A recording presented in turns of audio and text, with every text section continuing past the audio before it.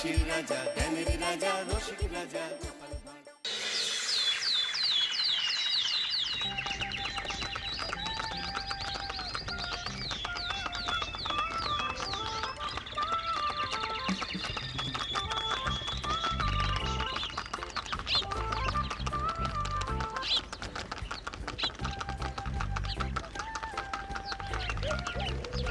অনেক দিন পর বেশ লাগছে বন ভ্রমণ। মাঝে মাঝে কাজের ফাঁকে এইসব জায়গায় এলে মন খুব ভালো লাগে। শুদ্ধ বাতাস, মাটির সোনা গন্ধ, পাখির কলতান, আহা।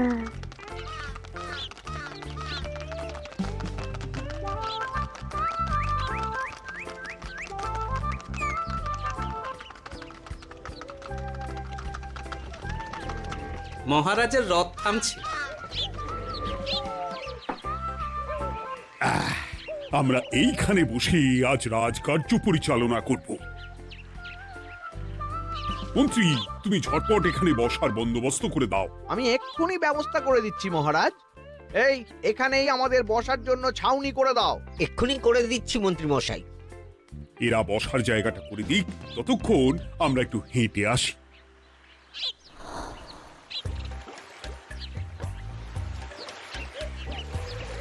সকালবেলা হাঁটা শরীরের পক্ষে খুব ভালো মহারাজ।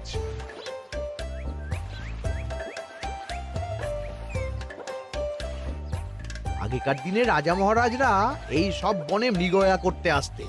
মৃগয়া একদম ভালো নয় মন্ত্রী। তুমি জঙ্গলে আসছো অন্য প্রাণীদের মারতে। কেন মারবে? ওরা তো তোমার কোনো ক্ষতি করেনি। না, তা করেনি, কিন্তু তখন ওটা রাজা মহারাজাদের খেলা ছিল। শুনেছি আপনার প্রপিতামহ খুব ভালো বাঘ শিকার করতেন, অনেক বাঘ মেরেছেন। মন্ত্রী, তুমি একটা কথা হয়তো জানো না। আমার প্রপিতামহ শিকার করতেন, কিন্তু কোনো স্বাভাবিক জানোয়ারকে নয়, যে বাঘ মানুষ খেকো হয়ে প্রজাদের ক্ষতি করত। আমার প্রপিতামহ সেই সমস্ত বাঘদেরই মারতেন। এছাড়া উনি বন্য প্রাণী সংরক্ষণ করতে বড়ই ভালোবাসতেন।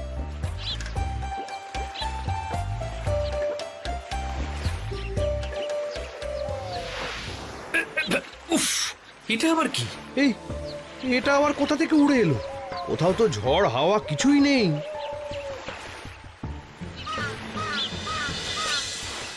একটা ধাঁধা মহারাজ, এই কাগজে লেখা। ধাঁধা পড়ো দেখি।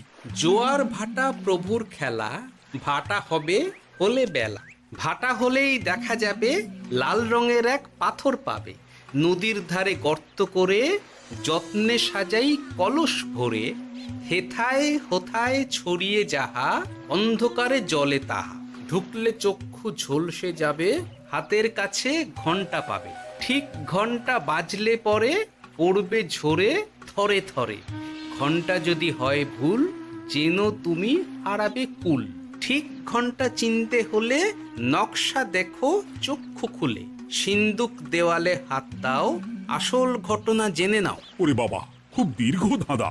তা মন্ত্রী, তুমি কিছু বুঝলে? এটা একটা গুপ্তধনের নকশা। এর মধ্যে গুপ্তধন কোথায় আছে তার একটা ধারণা দেওয়া আছে। গুপ্তধন? ওটা আমাকে পেতেই হবে, পেতেই হবে। দেখি দেখি একবার কাগজটা দাও। গোপাল, কাগজটা আগে আমার হাতে দাও, দেখি ভালো করে। এখন নদীতে জোয়ার চলছে গোপাল। একটু পরেই ভাটা শুরু হবে। হ্যাঁ, ভাটা না হলে কিচ্ছু বোঝা যাবে না। এখানে স্পষ্ট লেখা আছে, ভাটা হলেই দেখা যাবে লাল রঙের এক পাথর পাবে। তার মানে আমাদের ভাটা হওয়া পর্যন্ত অপেক্ষা করতে হবে। না, সময় নষ্ট না করে ধাঁধাটার সমাধান করতে শুরু করি। ভাটা হলে একটা লাল রঙের পাথর দেখা যাবে, এই পর্যন্ত পরিষ্কার আছে। বুঝতে হবে ওর পর থেকে। পড়ো গোপাল, চলো আমরা সবাই বুদ্ধি লাগাই। নদীর ধারে গর্ত করে যত্নে সাজাই কলস ভরে। এটার অর্থ ধাঁধাটা মাথায় বসিয়ে নিয়েছি, এবার কে কি বলবে সেটা শুনতে হবে। চলো গোপাল, আমরা ধাঁধা যেমন যেমন বলেছি তেমন তেমন ভাবেই চলি। চলুন মহারাজ, এখন আমাদের দেখতে হবে লাল পাথর। কোথায় আছে লাল পাথর? চলো চলো সবাই, চোখ কান খুলে আমরা নদীর পাড় ধরে হাঁটি। আমি একটু তফাতে হাঁটি। গুপ্তধন আমাকে একা পেতে হবে। ভাটা হলেই দেখা যাবে লাল রঙের এক পাথর পাবে। আমাকে চোখ কান খোলা রাখতে হবে। লাল পাথর, নদীর চড়ায় লাল পাথর দেখতে হবে। লাল পাথর, লাল পাথর। ওটা কি? তো এই তো লাল পাথর, লাল পাথর। ওরা অনেকটা এগিয়ে গেছে, ওদের আমার দিকে নজর নেই। এই সুযোগ, এই সুযোগ, একা একা গুপ্তধন নিয়ে পালাবো।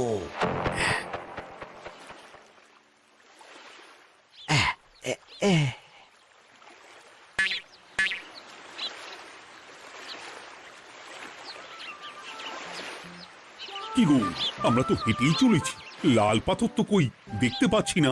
আরেকটু হাঁটতে হবে মহারাজ, গুপ্তধন বলে কথা, ওকে আর সহজে ধরা দেয়? সেটা অবশ্য সঠিক কথা। আচ্ছা, আমরা সবাই তো আসছি হেঁটে হেঁটে, মন্ত্রী মশাই গেলেন কোথায়? ও কি যে ঘটে! সত্যি তো, মন্ত্রী কোথায়? ও সেনাপতি, মন্ত্রীকে দেখেছো? কই না তো মহারাজ। তাহলে কোথায় গেলেন মন্ত্রী মশাই? এই জঙ্গলে বাঘ ভাল্লুক আছে, শেষে কিনা বাঘে নিল। হায় হায় হায়, মন্ত্রী গিন্নির কাছে আমি কি মুখ দেখাবো? হুম, বাঘ ভাল্লুকের পেটে যাবার লোক তো মন্ত্রী মশাই নন। ও গোপাল, কি ভাবছো? কিছু তো একটা বলো। এখন আমাদের মন্ত্রী মশাইকেই খুঁজতে হবে। তবে মন্ত্রী মশাই বাঘ ভাল্লুকের পেটে যায়নি। তুমি নিশ্চিত হচ্ছ কি করে? অত পেঁচালো মানুষকে বাঘ ভাল্লুক গন্ধ শুকেই ছেড়ে দেবে, হজম করতে পারবে না। না না না, এখন রসিকতা করার সময় নয়, আমাদের মন্ত্রীকে খুঁজে বার করতেই হবে। কোথায় গেল মন্ত্রী? চলো চলো, গুপ্তধন মাথায় থাক, চলো মন্ত্রীকে খুঁজি। আহ, মন্ত্রী কোথায় গেল কে জানে। একবার পুরো ধাঁধাটা ঝালিয়ে নি। ভাটা হলেই দেখা যাবে লাল রঙের এক পাথর পাবে। ভাটা হয়েছে, লাল রঙের পাথরের মাথায় চাপ দিয়ে গুহার মুখও খুলেছি। এবার এবার নদীর ধারে গর্ত করে যত্নে সাজাই কলস ভরে। এটাই তো ঠিক বুঝতে পারছি না।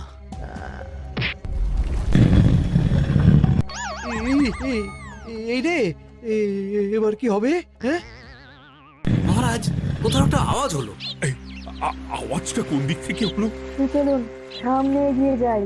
আমার মনে হয় আওয়াজটা সামনের দিক থেকে এলো। আমারও তাই মনে হলো। তবে কি মন্ত্রী মশাই লাল পাথরের হদিশ পেয়ে গেছেন? আমাদের চোখে পড়লো না, অথচ মন্ত্রী মশাইয়ের চোখে পড়ে গেল। আসলে আমরা কথা বলতে বলতে গেছি, তাই নজরে পড়েনি। মন্ত্রী মশাই একা একা আমাদের পেছন পেছন আসছিলেন। উনি ইচ্ছে করেই আমাদের পেছনে পেছনে আসছিলেন। নিজে একা গুপ্তধন নিয়ে যেতে চেয়েছিলেন, এখন কোথায় আছেন কে জানে।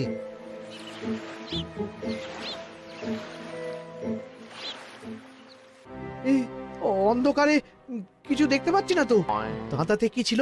হ্যাঁ, কি ছিল? হেথায় হোথায় ছড়িয়ে যাহা, অন্ধকারে জলে তাহা, ঢুকলে চক্ষু ঝলসে যাবে, হাতের কাছে ঘন্টা পাবে।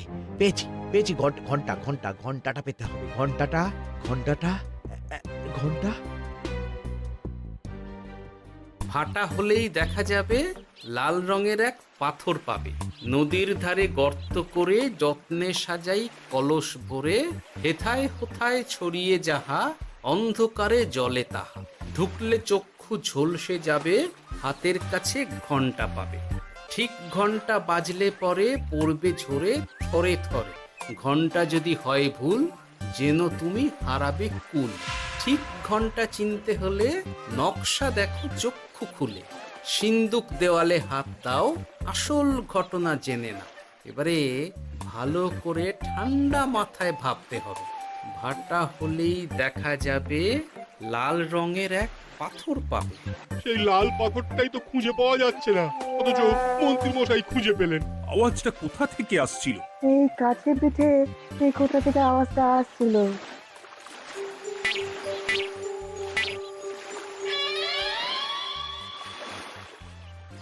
এই তো,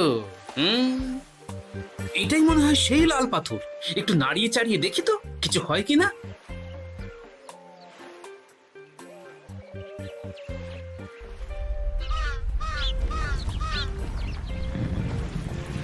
এই এই তো কাজ হয়েছে। এই তো সুড়ঙ্গ। আপনারা নিচে নামুন। আপনারা কি দেখছেন সেটা বলবেন মহারাজ। সবাই যদি নেমে যাই, যদি কোনো কারণে সুড়ঙ্গের মুখ বন্ধ হয়ে যায়, তাহলে আর আমরা বাইরে বেরোতে পারবো না মহারাজ। গোপাল ঠিকই বলেছে, আমরা দুজন বাইরে থাকি। মহারাজ, আর একটা কথা, কোনো ঘন্টায় হাত দেবেন না, মনে আছে তো? ঘন্টা যদি হয় ভুল, যেন তুমি হারাবে কুল। ওরে বাবা, এই বয়সে আর কুল হারাতে চাই না। ঠিক আছে, তোমার কথাই অক্ষরে অক্ষরে পালন করব। দেখি এই সুরঙ্গে মন্ত্রীমশাইকে দেখতে পাই কিনা। চলুন মহারাজ, সুরঙ্গে নামি। সবাই সাবধানে নামো।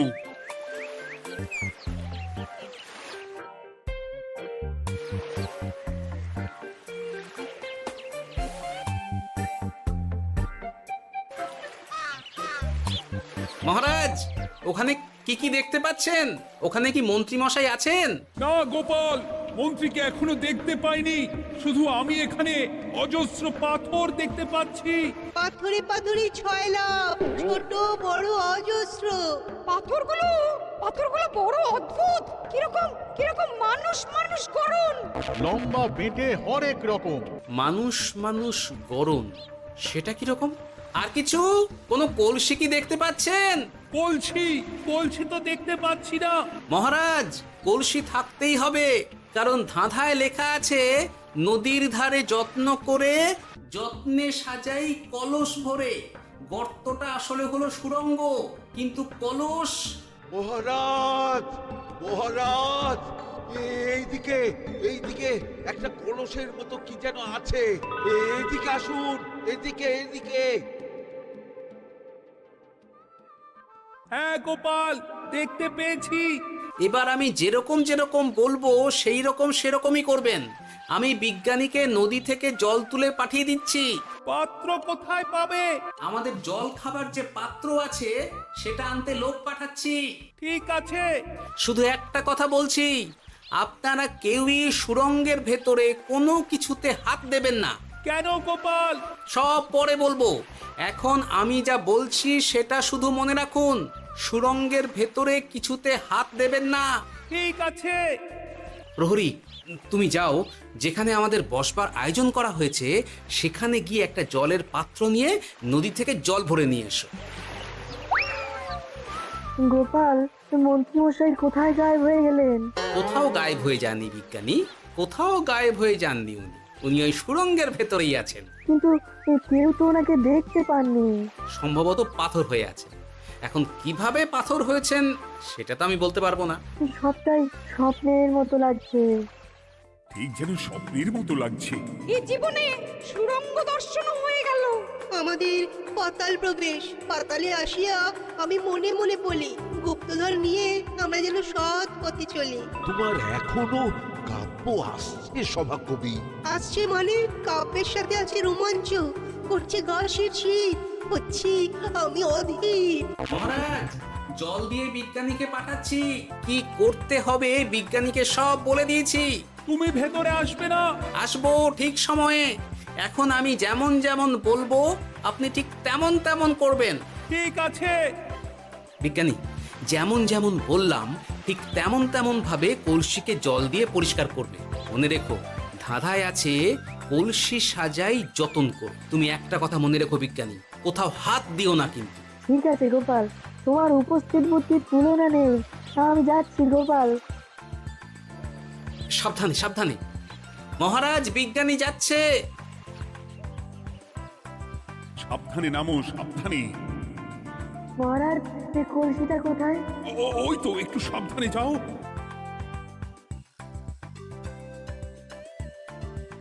বিজ্ঞানী, কলসির দেখা পেয়েছো? পেয়েছি পেয়েছি পেয়েছি। এবারে কলসিটাকে ভালো করে জল দিয়ে ধুয়ে দাও। কলসির আলোয় সুড়ঙ্গ আলোকিত গোপাল। এরপর কি?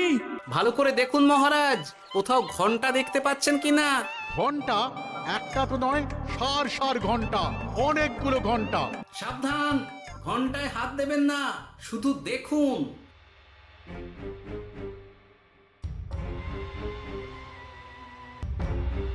মহারাজ, আমরা গুপ্তধনের খুব কাছে চলে এসেছি। তাই নাকি? ক্ষীরের গজা। আহ সভা কবি, চুপ করো। এখনো আমরা গুপ্তধন পাইনি। বাবার মুখে দাঁড়িয়ে সবগুলো তারা আঁকা। বিজ্ঞানী, কোনো ঘন্টায় চাঁদের নকশা করা আছে কি?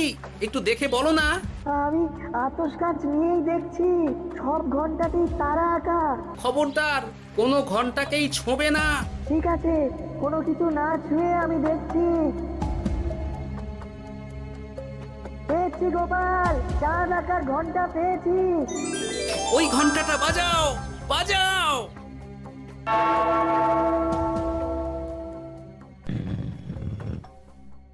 গুপ্তধন পেয়েছেন মহারাজ? বাঁচাও বাঁচাও বাঁচাও।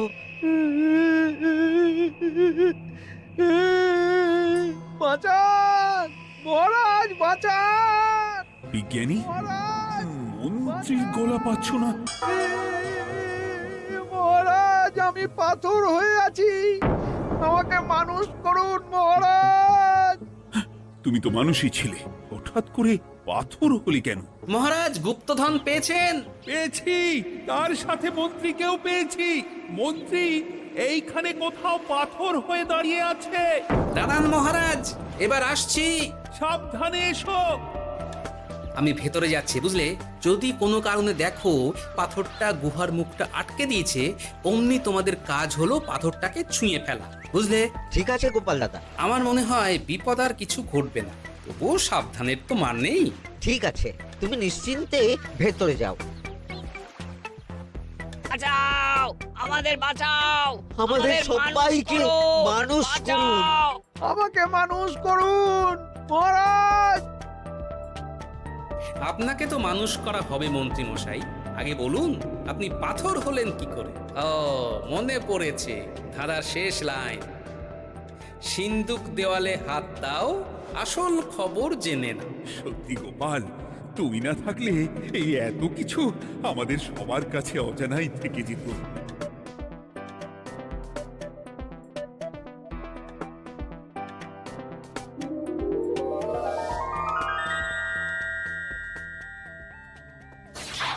ধন্যবাদ আমাকে মুক্ত করার জন্য। আপনি কে? আমি যক্ষ। আমাকে এই ধন সম্পত্তি পাহারা দেওয়ার জন্য এক ডাকাত দলের সর্দার যক্ষ করে রেখেছিল। আমি 100 বছর ধরে এইখানে যক্ষ হয়ে আছি। আমি তোমার জন্য মুক্ত হলাম গোপাল। এই সম্পত্তি তোমার গোপাল। সম্পত্তি নিয়ে আমি কি করব?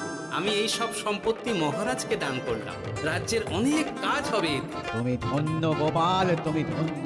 এবার আমার যাবার সময় এসেছে, আমাকে যেতে হবে। যাবার আগে এই পাথরগুলোকে মানুষ করে যান। এরা সব লোভী। আমি আমার সীমিত ক্ষমতায় এই গুপ্তধনের ধাঁধাকে এখানে যারাই ভ্রমণ করতে আসে তাদের হাতে তুলে দিই, কিন্তু কেউ এই ধাঁধার সমাধান করতে পারে না। সবার মনে লোভ কাজ করে, এই লোভ এদেরকে পাথর করে রেখেছে। পাথর হলো কি করে? একটা মানুষ এসে বুক ভরা লোভ নিয়ে আধা পুরো না জেনে পাথরে হাত দিলেই সে পাথর হয়ে যাবে। আমাদের আমাদের আমাদের ভুল ভুল হয়েছে। আর লোভ আর করবো লোভ না। করবো না। আমাদের বাঁচাও। আমাকে মুক্ত করে দিন, আমার খুব ভুল হয়েছে মহারাজ, মুক্ত করে দিন আমায়। তুমি এখানে আগে এসেছিলে, তাই তো আগে এসে ভাবলে নিজেই একা একা গুপ্তধনকে হরপ করে দেবে। এদিকে তোমাকে না দেখতে পেয়ে আমাদের কত চিন্তা হচ্ছিল। যারা লোভী তারা কারো কথা ভাবে না, শুধু নিজের কথা ভাবে। আমাকে আর একটা সুযোগ দিন, আমি আর লোভ করব না মহারাজ। ও, তোমার কথার কোনো দামই নেই। না মহারাজ, আমাকে আর একটা সুযোগ দিয়ে দেখুন, আমি আর লোভ করব না, আমাকে মানুষ করুন মহারাজ। আমাদের সবাইকে আমাদের মানুষ সবাইকে করুন। মানুষ করুন, দয়া দয়া করুন, করে দয়া মানুষ করুন। যক্ষরাজ, এদের আপনি ক্ষমা করে দিন। ঠিক আছে, তোমাদের আবার মানুষ করে দিচ্ছি।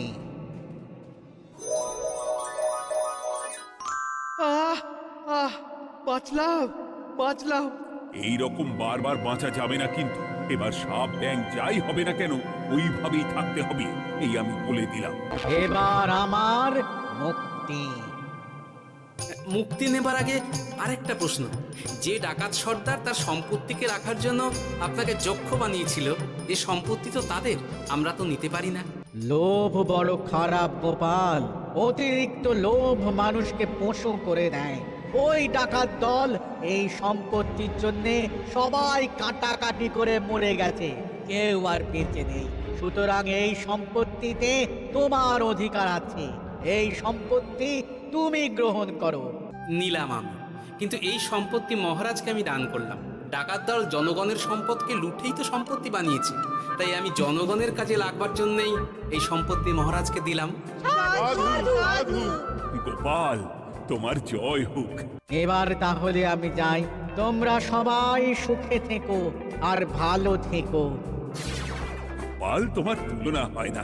তোমার ঋণ আমি কোনোদিন শোধ করতে পারবো না। তুমি কৃষ্ণনগরের জন্য যা করলে তা ইতিহাসে লেখা থাকবে। না মহারাজ, আমি এমন কিছু করিনি, এই কাজ সবাই করবে। জয় গোপালের জয়, জয় গোপালের জয়, জয় কৃষ্ণনগরের জয়।